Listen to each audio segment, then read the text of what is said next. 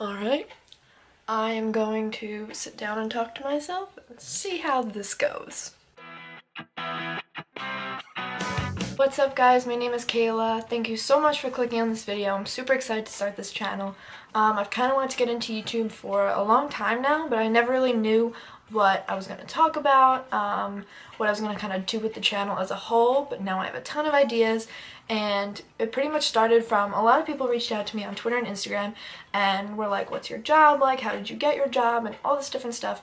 So I figured I would sit down, talk about it. I jotted some things down of things I wish I knew, things I've learned along the way, the best advice people have told me, stuff like that. And I mean, I'm still learning. I'm only 23, but I know a lot of you guys that have reached out to me are younger and are either looking for jobs or in school or trying to figure out where to go to school, so I figured I'd sit down and just talk about stuff I've learned along the way. The first and most important thing is interning, and pretty much everybody knows that at this point, and whether you do it for free or if it's paid, it's usually not enough. If it is paid, you're lucky, but it still sucks, you don't get the hours, all this stuff. But all in all, it is worth it, and you do learn things you're going to use at other jobs, and even if you're not as hands-on as you would like to be, you learn about yourself, as cliche as that sounds, and you learn about other people. You learn how people interact. Keep an eye on how the bosses interact with their employees and how the teams work together if they don't work together. Like personally, my first internship, it was not a good fit for me. I did not enjoy it. There were certain days I had fun, but the team was just kind of cold, and I didn't thrive in that environment, so it was kind of off-putting for me. But in the end, you stick it out. You have to stick it out. Obviously, if it's really bothering you, you can quit, or you can talk to a school counselor and they may be able to help you, but you really just have to stick it out. And for me, had I not stuck it out, I wouldn't have gotten my next internship at Sirius, because having something big on your resume helps for the next one, and the next opportunity is always around the corner. It's just getting that foot in the door, and though it may not be the door you want opened right now, it's eventually going to lead to that door to who knows what. The biggest piece of advice that I have for interning is taking notes. It is so important to just write things down and remember, and not ask as many questions to your boss, not being a hassle for them. There was actually one time where I was at an event for work, and they had just hired a bunch of new interns, and two employees were talking about it, like, oh, have you met so-and-so, have you helped them out? And the other girl was like, I really don't want to help her out. She doesn't take notes. She's not going to remember it. She's going to mess it up. So it puts a sour taste in people's mouth when you don't take notes. So, and even going off of that, asking questions. If something is simple that you can Google, just Google it. Like if you're questioning how to do something in Adobe Audition, or if you forget how to put a cue marker for something, you can Google that. You can easily Google that instead of harassing your boss and asking questions left and right, and you're going to be more of a hindrance to them than a help to them, which you obviously just want to be a help to them. But if it's something super specific about something going over the air, then absolutely ask the question, but just ride that fine line. Can I figure this out through trial and error without screwing everything up? Then figure it out.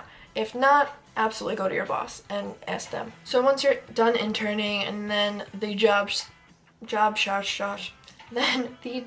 search starts. And I'm not gonna lie, nobody's gonna sugarcoat it. It sucks. It's awful. You're gonna make your resume, and then you're gonna apply, and then you have to type out your resume again, and then you're gonna have to upload your resume, and then you're gonna have to do it all over again a million times. So essentially, the key to it is networking, and that's what everybody says, and it's so awful. I hated hearing it. I hate that it's coming out of my mouth, but that's really all it is.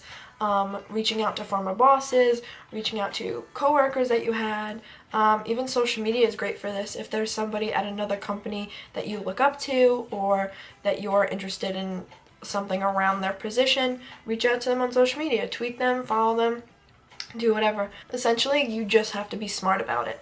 So if you're going to reach out to somebody, spell everything right, type professionally. I know it's easy to think, oh, it's the music industry, it's radio, like I wear t-shirts to work every day, so it's super casual, but it still is a job, and it's still professional, and you still have to carry yourself and communicate a certain way.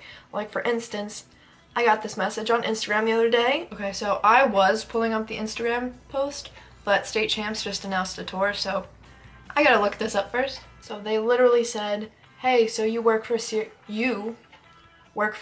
Radio, and I was JW. Do you know if they have any jobs available? I'm looking for a job in the music industry, LOL, and a recent college grad. Sorry for being so forward. Well, excuse me. Sorry. No O. For being so forward, being that we never met, LOL, except for me being right behind you at Warped, LOL. So, the only way I know this person, well, not even know this person, I saw a photo of the back of my head on the Warped Explore page from the Gospel Youth, and I was super excited about it. And so I messaged him for the photo. That was the only way we've interacted.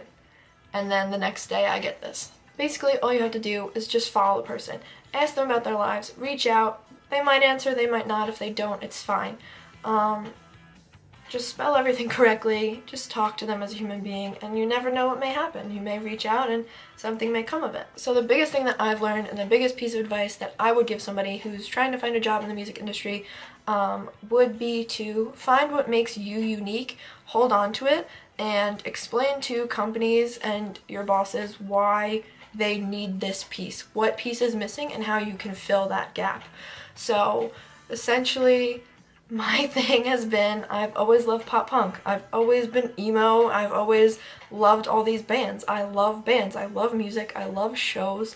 So when I went to Hits 1, at the time, my chem had just dropped that mysterious video about everybody thought it was going to be a tour and all this big thing. So I tweeted like this stupid meme from the Hits 1 account, and it went viral. AP picked it up, BuzzFeed, all this stuff.